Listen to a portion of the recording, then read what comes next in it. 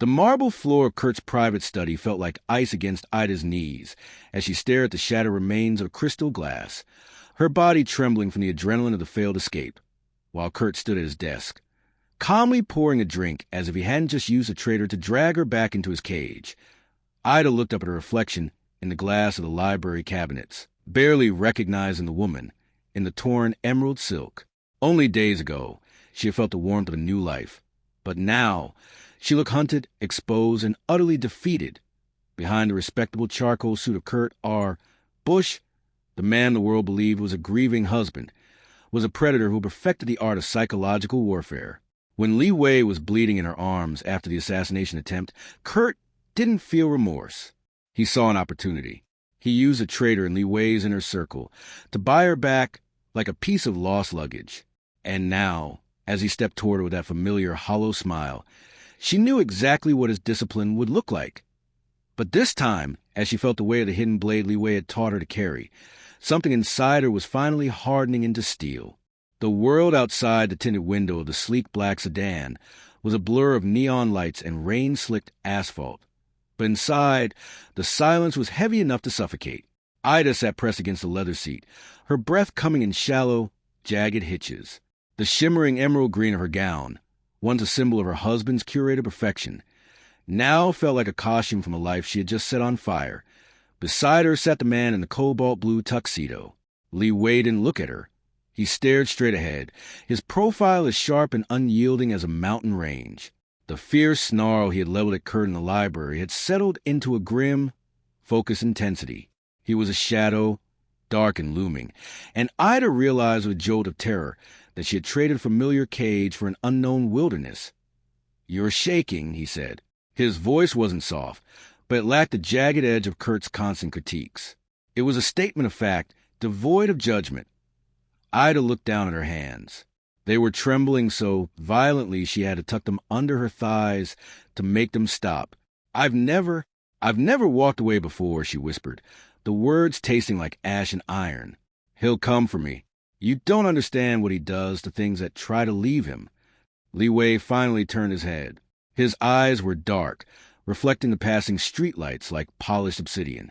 "Let him come," he said, his tone flat and dangerously certain. "Kurt Busch thinks the world is a boardroom where he can buy and sell souls. He is about to learn that some territories are strictly off-limits." The car swerved onto a private road, the tires crunching over gravel as they ascended toward a fortress-like estate perched above the city. Ida watched the gates close behind them in the rear-view mirror. A heavy, final clang that echoed in the pit of her stomach. The realization hit her then, cold and absolute. The bridge was gone. There would be no apologies to Kurt, no return to the cold bathroom tiles, no more pretending. She looked at Li Wei, the man who had claimed her with a single growl. He was a monster to the rest of the world, a king built on blood and secrets. She was a woman who had spent a decade learning how to be invisible. As the car came to a halt in the sweeping driveway, Ida felt the sheer weight of the blue shadow falling over her. She didn't know if she was being saved or merely claimed, but as she stepped out into the biting night air, she knew one thing for certain. The woman who had entered that library was dead, and she was the only one left at the side who would take her place. The sunlight that filtered through the floor-to-ceiling windows was too bright, too clinical, and far too bold. Ida woke with a start, her hand instinctively flying to her throat, searching for the familiar weight of the diamond choker Kurt had made her wear as a brand. It was gone. In its place was only the frantic pulse of her own heart. She sat up, the silk sheet sliding off her skin with a whisper that sounded like a warning. The room was vast, an architectural marvel of cold stone and minimalist warmth, perched so high above the city that the clouds seemed to drift past the glass. It was beautiful, but to Ida, beauty had always been a lure. She stood, her bare feet sinking into a rug that felt like soft moss, and moved toward the door. It was unlocked. She stepped into a hallway that smelled of expensive cedar and something metallic, like rain on a blade. The silence of the fortress was different from the silence of Kurt's penthouse. Kurt's home had been a vacuum, a place where sound went to die. This place hummed with a low, predatory energy. As she descended the floating staircase, she saw them, men in dark suits standing like statues at every threshold. They didn't look at her, but she felt their awareness track her every movement. You're awake. Li Wei was standing by a wall of monitors in the great room. His cobalt tuxedo replaced by a black silk shirt, the sleeves rolled up to reveal forearms corded with muscle and ink. He looked less like a savior and more like a conqueror surveying his map. Is this where you keep the things you've stolen? Ida's voice was thin, but it carried across the expanse of the room. Li Wei turned, his dark eyes narrowing as he took in her defensive posture, the way she crossed her arms over her chest, the way she hovered near the exit. You aren't a stolen object, Ida. Then why are there men at every door? Why am I in a house that looks like a high-end vault? She stepped forward, her fear turning into a familiar, jagged resentment. Kurt told me I was his jewel. You told the world I was under your protection. It's the same sentence, Li Wei. You just changed the name of the warden. Li Wei didn't flinch. He walked toward her, his movements slow and deliberate, stopping just outside her personal space. The scent of cold rain and tobacco enveloped her again, making her breath hitch. The men are there to ensure that when Kurt R. Bush tries to reclaim his jewel, he finds a wall of lead instead of a victim, he said, his voice a low, vibrating bass. He reached out, not to touch her, but to gesture toward the sprawling view of the city below. Kurt built you a cage of glass so he could watch you. I have built you a fortress of steel so you can watch the world. If you want to leave, the gates will open, but you will be walking back into his hands. Ida looked at the heavy doors, then back at the man who stood like a sentinel before her. The safety he offered felt like a weight, a new set of golden bars. She wanted to believe him, but she had been a captive for so long that she no longer knew the difference between a sanctuary and a cell. I don't want a warden, she whispered, her eyes burning. And I don't want a king. Good, Li Wei growled, a flicker of something respect-filled crossing his fierce features. Because I don't want a doll. Learn the layout of this house. Ida, it's the last place you'll ever have to hide. How do you think Ida will react when she realizes Li Wei isn't just protecting her from Kurt, but is actually preparing her to take Kurt down herself? The screens in the Fortress media room flickered to life, and for a moment, Ida forgot how to breathe.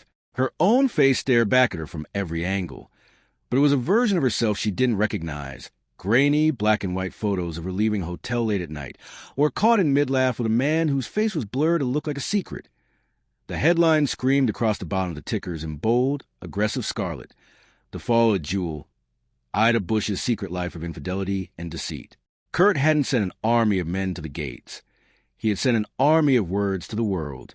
On the main screen, he sat in a televised interview, his three-piece charcoal suit looking somber and dignified. He leaned forward, the very image of a heartbroken husband, dabbing at the corner of his eye with a linen handkerchief. I only ever wanted to support her. Kurt's voice drifted through the speakers, a low, jagged blade of false sincerity. I stayed silent about her struggles with stability, her unpredictable nature. But to see her run into the arms of a criminal organization, it's not just a betrayal of our marriage. It's a cry for help from a woman who has lost her way. Ida felt the blood drain from her extremities. The stability he spoke of was a coded reference to the weeks he had kept her drugged on calming supplements after she'd first tried to ask for a divorce. The secret life was a tapestry of lies woven from her few attempts at independence. By the time the segment cut to a legal expert discussing how Ida might be stripped of her assets and rights due to her supposed moral failings, the air in the room felt thin. He's erasing me, she whispered, her fingers digging into the back of a leather chair. He's making sure that even if I survive this, I'll have nothing left to go back to. No one will hire me. No one will look at me without seeing this. Li Wei stood in the corner of the room, his cobalt blue tuxedo replaced by a dark tactical shirt that clung to his broad shoulders. He didn't look at the screen. He looked at her. He didn't offer a handkerchief or a platitude. He watched the way her knuckles turned white, the way her stunned vulnerability began to curdle into something sharper. He is playing the only card he has left, the public's perception, Li Wei said, his voice a steady, grounding anchor. He thinks that by destroying your name, he destroys your spirit. He expects you to crawl back and beg for his forgiveness just to stop the noise. Ida turned to him, her eyes burning with a mixture of terror and a new, burgeoning rage. Is it working? Li Wei stepped into the light, his expression fierce. Only if you believe the story he's telling. He spent years making you a character in his play, Ida. But here, the cameras don't reach. The only reputation that matters in this house is the one you build with your own hands. He reached out, his finger hovering just inches from the screen where Kurt's face was frozen in a mask of manufactured grief. Let him talk. While he's busy convincing the world you're a victim, we'll be busy making sure he's the one who loses everything. Ida looked back at the screen, at the man who had owned her for a decade. The fear was still there, but beneath it, the fuse she felt at the gallows was beginning to burn. Kurt wanted a war of words. She was starting to realize that with Li Wei behind her, she might just be the one to finish it. The silence of the training hall was heavy, broken only by the rhythmic thud of a heavy bag in the distance. Ida stood in the center of the polished floor, her shoulders hunched, her gaze fixed firmly on her own bare feet. Even here, away from the cameras and Kurt's suffocating presence, she carried the weight of a decade of obedience like a physical shroud. Look at me. Li Wei's voice was a low vibration that seemed to pull at the very air. He stood a few paces away, his presence massive and immovable. Ida didn't move. She couldn't. Habit was a powerful ghost. It told her that looking a powerful man in the eye was an invitation for a blow, a verbal lashing, or worse, the cold, silent dismissal that always followed her insolence. Ida, look at me. He moved into her space, his shadow engulfing her. He didn't grab her chin. He didn't force her head up with the cruel efficiency Kurt used when he wanted to remind her she was property. Instead, he waited. The pressure of his silence was more demanding than any shout. Slowly, painfully, Ida lifted her chin. When her eyes finally met his, she expected to see the familiar glint of a master looking at a servant. Instead, she found a fierce, snarling intensity that made her breath hitch. Li Wei wasn't looking at her as a jewel or a victim. He was looking at her like a problem that needed to be solved. You are still bowing to a man who isn't in the room, he growled, stepping closer until she could smell the cold rain and steel that seemed to cling to his skin. Your neck is bent by a ghost. Every time you drop your gaze, you're telling Kurt R. Bush that he still owns the air in your lungs. It's not that simple, Ida whispered, her voice trembling. It was how I survived. If I didn't look down, he'd find a way to break me. He succeeded, Li Wei countered, his expression darkening. He broke your spine without ever touching it. But in this world, a lowered head is just an exposed neck for a blade. I will not have a woman under my protection who treats herself like a target. He reached out, his hand stopping just inches from her face, his finger pointing aggressively toward her eyes. From this moment, you do not look at the floor. You do not look at the walls. You look at the threat. You look at me. You look at the world until they are the ones who feel the need to blink. Ida felt the heat of his proximity, a strange, terrifying spark of defiance flickering to life in her chest. She forced herself not to flinch, not to slide her gaze away to the safety of the shadows. She stared into the obsidian depths of his eyes, seeing her own stunned vulnerability reflected there, and beneath it, a tiny, jagged spark of the woman she used to be. Better, Li Wei murmured, his fierce expression softening into something that almost looked like respect. The first lesson isn't how to fight, Ida. It's believing you have the right to stand your ground. The heavy oak doors of the study creaked open, but it wasn't the sound of Li Wei's footsteps that made Ida's blood run cold. It was the scent, a cloying, familiar fragrance of crushed jasmine and expensive preservation wax drifted into the room, a smell that belonged to a climate-controlled walk-in closet in the penthouse she had hoped never to see again. Li Wei stood by the mahogany desk, his expression a mask of fierce, snarling restraint. Between them sat a plain wooden crate, its lid pried open to reveal a mess of white tissue paper stained with something dark and viscous. A courier dropped this at the perimeter, Li Wei said, his voice a low, dangerous rumble. He claimed it was a forgotten inheritance. Ida stepped forward, her legs feeling like lead. She reached into the box, her fingers brushing against something soft yet mangled. She pulled it out, and a small, strangled gasp escaped her throat. It was her grandmother's vintage silk shawl, the only thing she had brought with her from her life before Kurt, a delicate piece of heritage that he had always called sentimental trash. Now it was ruined. The intricate embroidery had been systematically shredded. The threads pulled until the pattern was unrecognizable. But it wasn't just torn. Kurt had soaked the fabric in heavy black industrial oil, the thick sludge dripping onto the floor like a slow, rhythmic heartbeat. Pinned to the center of the wreckage was a small, embossed card. Everything you value is only beautiful because I allow it to be. The elegant script read, "Without me, you are just stained silk." The physical destruction was a message Ida understood perfectly. Kurt wasn't just hurting her. He was reminding her that he could reach into her past and erase the parts of her he didn't own. He was showing her that even in the heart of Mafia King's fortress, his ghost could still put his hands around her neck. Ida sank into a chair, the oil-slicked silk heavy in her lap, her eyes stinging with a sudden, sharp grief. She felt small again, the hollow, broken woman on the cold bathroom tile. The message was clear. No matter where she fled, Kurt would find the things she loved and turn them to AS8, Li move around the desk, his cobalt sleeve brushing against her shoulder as he looked down at the ruined heirloom. He didn't offer a comfort that wasn't there. Instead, he reached down and took the embossed card from her trembling fingers, his grip so tight the card crumpled into nothing. "He wants you to mourn," Li Wei growled, his eyes fixed on her with an intensity that burned through her despair. "He wants you to look at this and see your own future. But he made a mistake, Ida." Ida looked up, her expression one of stunned vulnerability. "A mistake? He destroyed the only thing I had left." "No," Li Wei countered, his voice like grinding stone. "He just gave you the only reason you'll ever need to stop being afraid. He showed you exactly what he's willing to do. Now, you have to decide if you're going to cry over the silk, or if you're going to help me burn down the hand that tore it." The rain lashed against the reinforced glass of the fortress, a rhythmic drumming that filled the silence as Ida stared at the oil-stained shawl. She felt the ghost of Kurt's hand in every thread, a reminder that his cruelty wasn't just a habit, it was his art.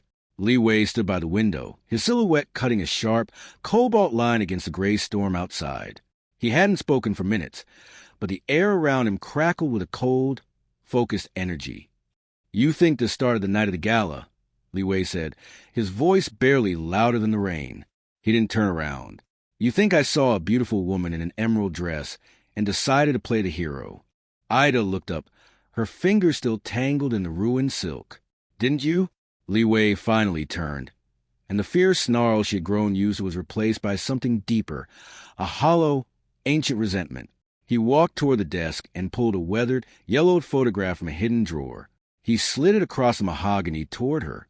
It was a picture of a small, family-owned shipping dock, its crane collapsed and its warehouse engulfed in flames. 30 years ago, Kurt's father didn't use industrial oil to send messages. He used gasoline, Li Wei growled.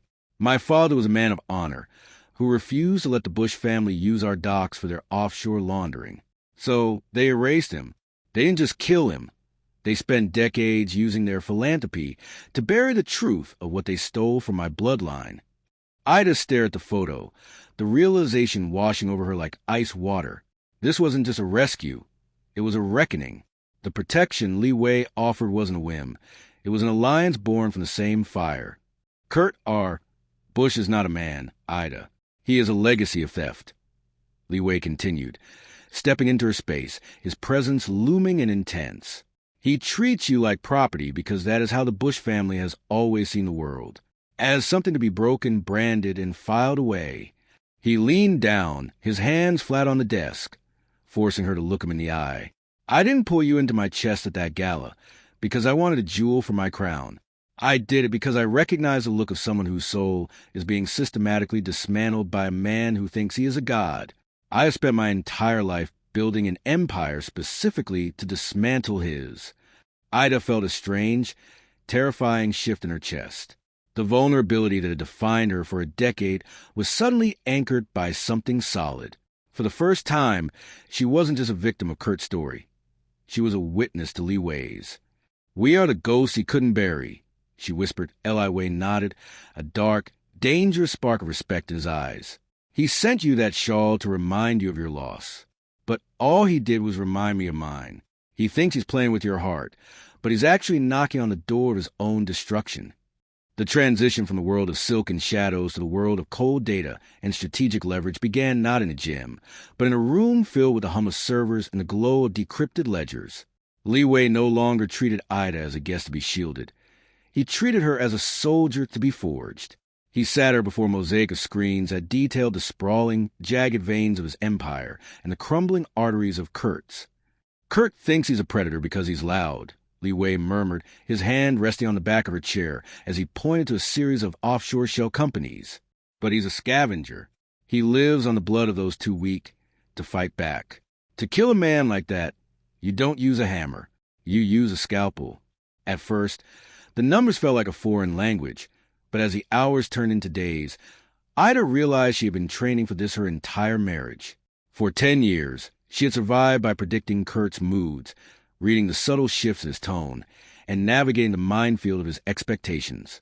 Survival had made her a master of observation. Now, she applied that same hypervigilance to Kurt's financial records. She spent her nights tracing the flow of Kurt's charitable donations, her eyes narrowing as she spotted a pattern he had buried under layers of legal jargon. "He's not just laundering," she whispered, pointing at a recurring gap in the logistics chain. "He's overextending. He uses the prestige of one project to mask the debt of the next. It's a house of cards, Li Wei. He's vulnerable at the foundation." Li Wei leaned in, his expression fierce and snarling with a new kind of pride.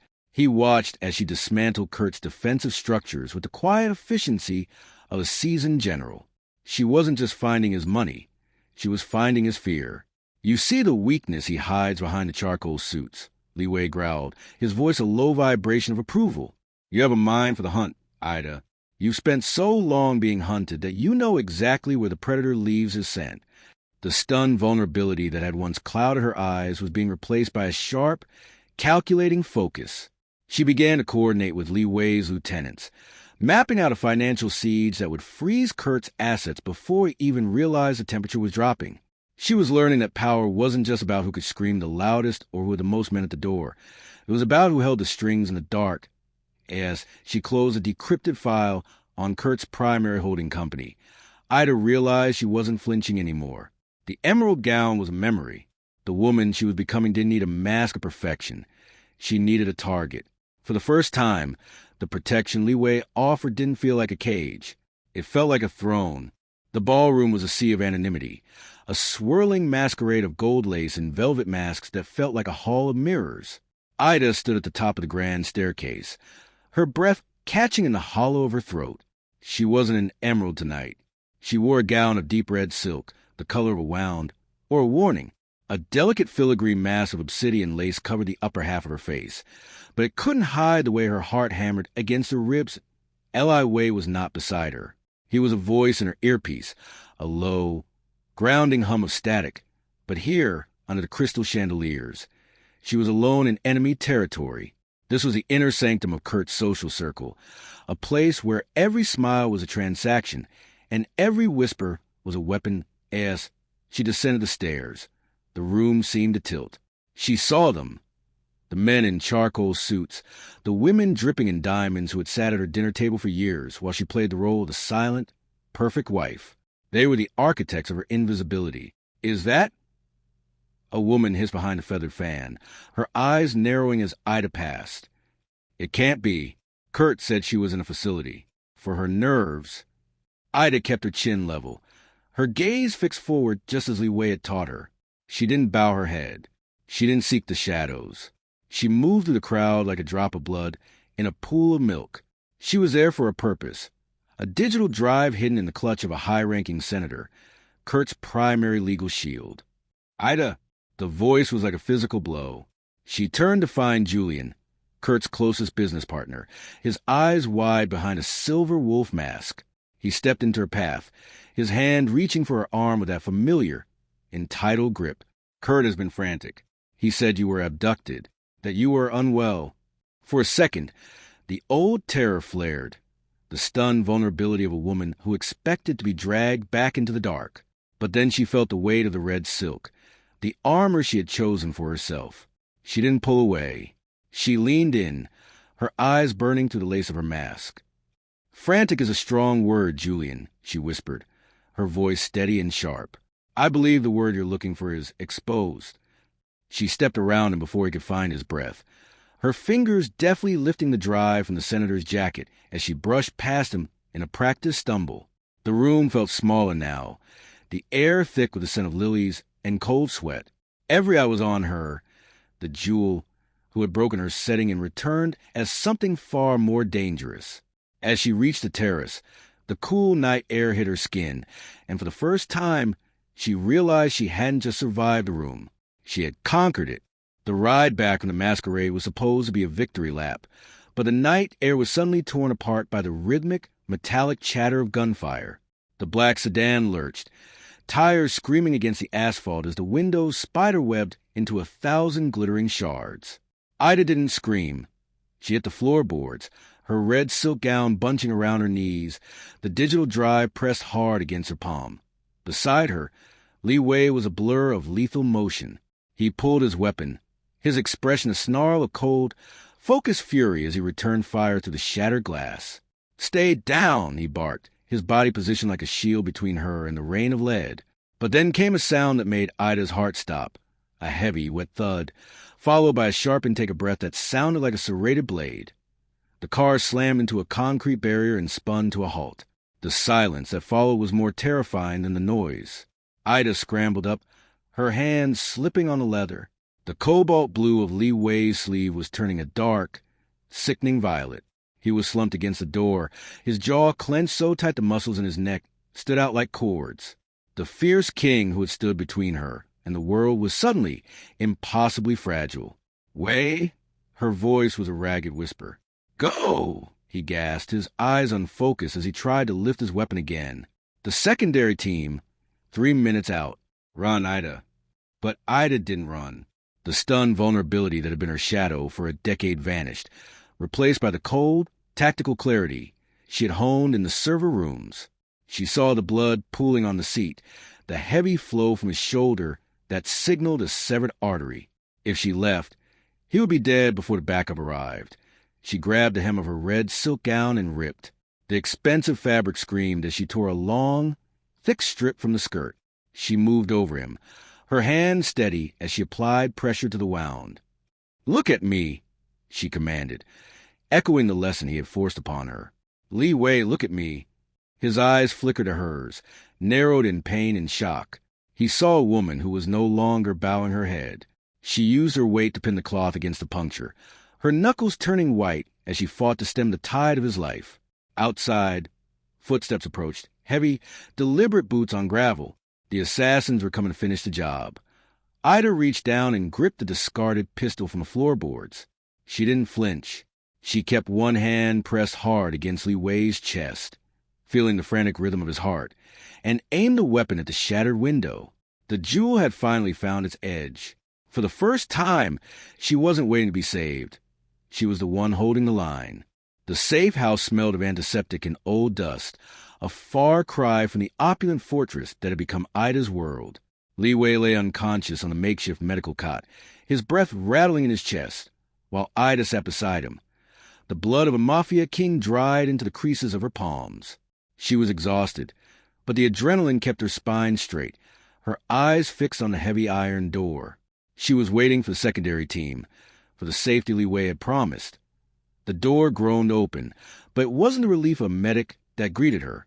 It was Marcus, Li Wei's most trusted lieutenant, the man who had taught Ida how to encrypt the very drives that now sat in her bag. He didn't look at Li Wei.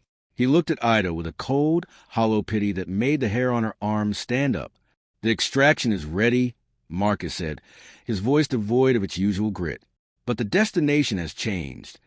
Ida stood slowly, her hand instinctively drifting to the pocket where she kept the small, concealable blade. "What do you mean, Marcus?" The perimeter was supposed to be secure. "The perimeter was secure until the price of loyalty was outbid," Marcus replied. He didn't reach for his gun. He didn't have to. The sound of heavy, familiar footsteps echoed from the hallway. The rhythmic, arrogant click of expensive Italian leather on stone. Ida's heart didn't just drop. It froze. She knew that stride. She had spent a decade counting those steps to measure the level of Kurt's rage. Kurt R. Bush stepped into the dim light of the safe house, his charcoal suit pristine, his expression one of bored triumph. He looked around the derelict room with a sneer of disgust before his eyes landed on Ida. You always did have a flair for the dramatic, Ida. Running away with a dying criminal? It's almost poetic. How? Ida whispered, her gaze darting to Marcus. Money is the only universal language, my dear, Kurt said, stepping closer, his shadow falling over her like a shroud. Marcus realized that your king was a sinking ship. He provided the coordinates, the timing, and the gap in security. In exchange, he gets a future, and I get my property back. The betrayal was a jagged blade in Ida's chest. She looked at Li Wei, still pale and defenseless, and realized that the fortress hadn't just been breached. It had been sold from the inside. Marcus avoided her eyes, but Kurt thrived on them. He reached out, his hand hovering near her face, the familiar scent of his expensive cologne a suffocating reminder of her old life. Smile, Ida, Kurt commanded, his voice a low, terrifying hum. The world is waiting to hear how you were rescued from these savages.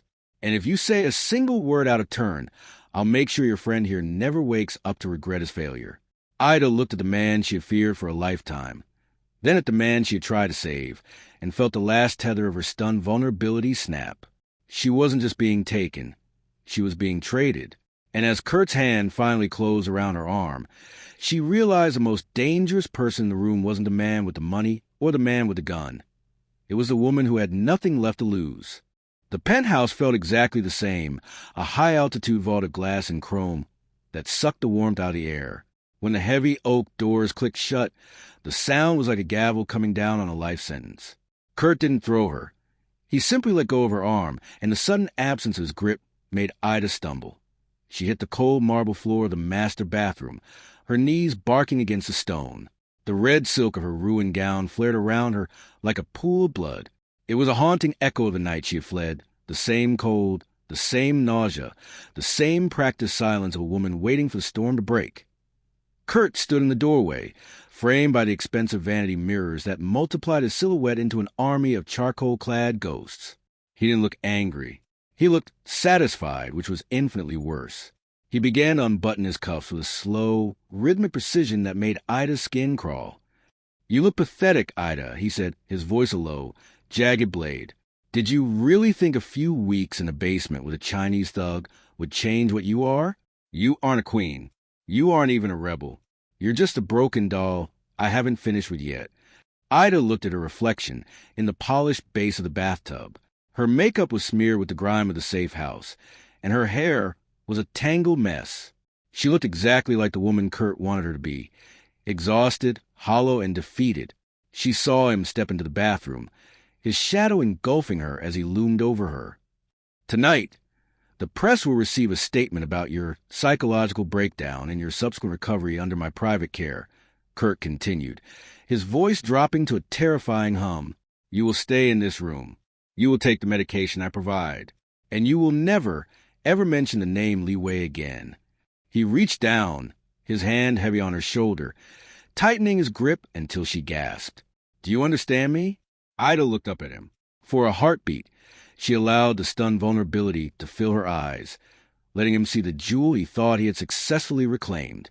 But deep in her pocket, her fingers brushed against the small, concealable blade she had managed to keep hidden through betrayal. The cold of the tile didn't feel like a cage anymore. It felt like the floor of an arena. "I understand," she whispered, her voice thin and obedient. Kurt smirked, a flash of arrogant triumph crossing his features as he patted her cheek. He turned to walk away, convinced he had won. He didn't see the way Ida's grip tightened on the hilt. He didn't see the way her eyes, reflected in the cold marble, had turned into obsidian. She was back on the tile. But this time, she wasn't waiting for the nausea to pass. She was waiting for the perfect moment to strike. The medication sat in a small crystal ramekin on the vanity. 2 white pills that Kurt expected her to swallow like a good girl, a silent prayer for her own erasure. He was in the dressing room, his back turned as he hummed a low, melodic tune, the sound of a man who believed he had successfully put a monster back in his box. Ida didn't take the pills. She didn't cry. Instead, she stood up from the cold tile, her movements fluid and deliberate. She realized then that Kurt's greatest weapon, his absolute certainty that she was weak, was actually her greatest advantage. He was so blinded by his own arrogance that he couldn't see the woman who had spent weeks dismantling his ledgers staring right at him. She walked into the dressing room, the red silk of her gown rustling like a dying fire. Kurt didn't even look up as he adjusted his tie. "I told you to stay on the floor, Ida. You aren't ready to stand yet." "I was just thinking about the gala," Ida said, her voice a soft, velvet mask. She stepped closer, her hand sliding into the hidden fold of her skirt. "About how much you hate it when things aren't tidy." Kurt finally looked at her, a patronizing smirk playing on his lips. "It's a flaw of mine. Perfection is the only standard I accept." "Then you're going to hate the mess I've made of your accounts," she whispered. The smirk vanished. "What did you say?" "I didn't just hide with Li Wei, Kurt. I hunted you." She watched the color drain from his face as she began to recite the names of his shell companies, the specific dates of his offshore transfers, and the exact digital coordinates of the drive currently hidden in her bodice. "Julian didn't just find me at the masquerade. I let him find me.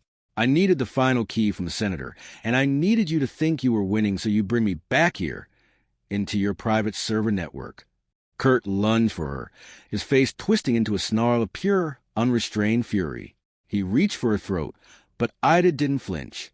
She stepped into his space, the small blade she had concealed flashing in the light as she pressed it against the soft skin beneath his jaw. "Don't," she commanded, her eyes burning with fierce, cold light. "I've already sent the encrypted files to the federal authorities and Li Wei's secondary team. If you touch me, the bypass triggers and the world sees the monster behind the charcoal suit." Kurt froze, his breath coming in ragged, terrified hitches. For the first time in a decade, he was the one trapped. He looked at the woman before him, the jewel he thought he had reclaimed, and saw only a stranger with the eyes of a predator. Ida backed away, her gaze never leaving his. She didn't need a savior. She didn't need a king. She walked out of the dressing room, through the glass vault of the penthouse, and toward the elevator. As the doors closed on Kurt's stunned, defeated face, Ida realized she wasn't fleeing anymore. She was ascending. The city below was a sprawling grid of light.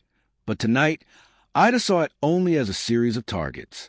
She sat in the back of the armored command vehicle, the glow of 3 different laptops reflecting in her eyes that no longer held a trace of stunned vulnerability. Beside her, Li Wei was a silhouette of lethal intent, his shoulder bandaged but his grip on his weapon steady. He didn't look like a man recovered. He looked like a man reborn in the crucible of her courage.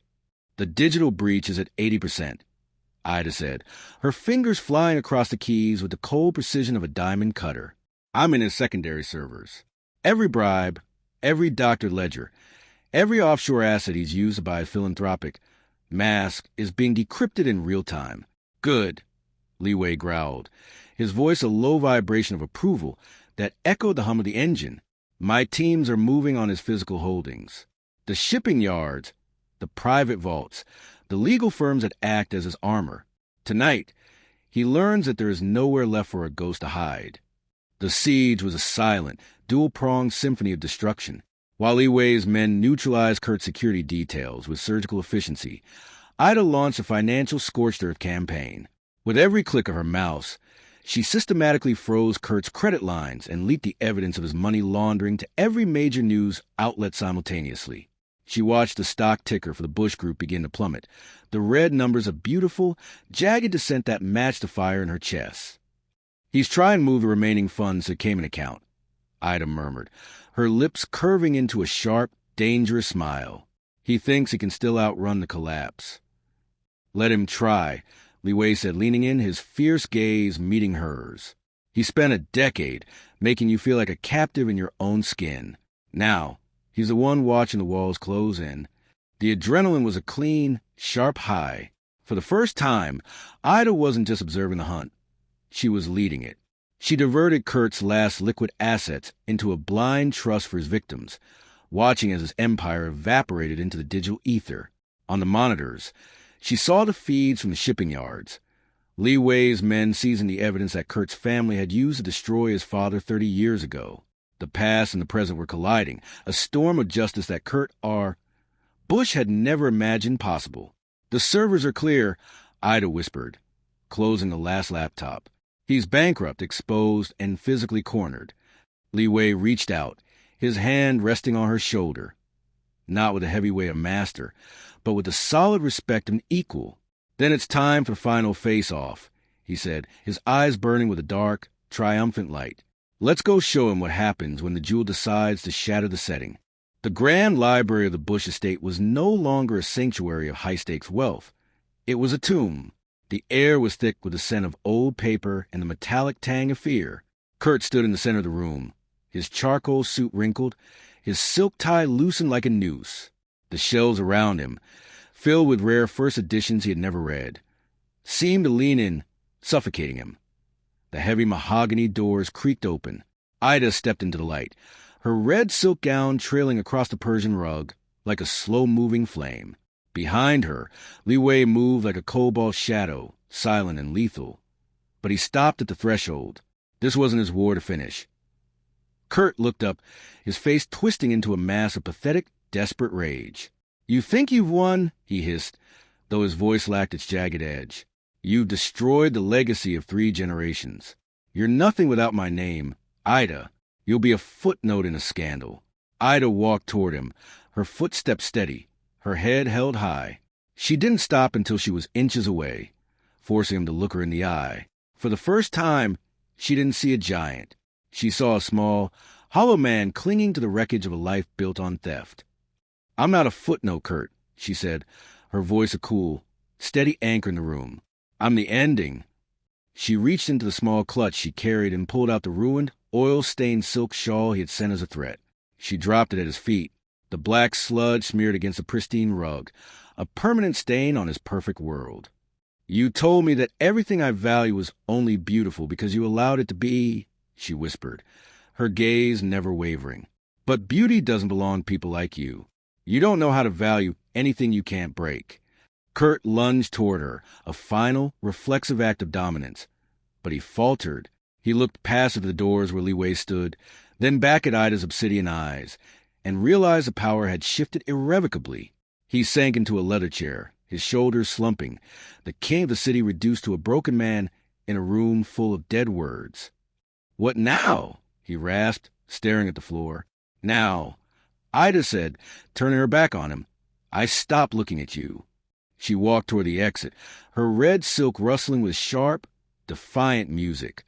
As she reached the threshold, Li Wei reached out, his hand sliding into hers, a firm, grounding grip of mutual respect. Ida didn't look back at the library or the man she had feared for a decade. She stepped out into the night air, leaving the ghost of Kurt R. Bush behind in the dark, and walked toward a horizon she had finally earned the right to see. The dawn that rose over the city was no longer a threat. It was a sprawling canvas of possibility. Ida stood on the high balcony of the fortress, the morning breeze pulling at the loose threads of a new silk robe, white for the blank slate she had carved out of the chaos. Below, the news cycles were still churning through the wreckage of the Bush Empire, but up here, the air was silent and clean.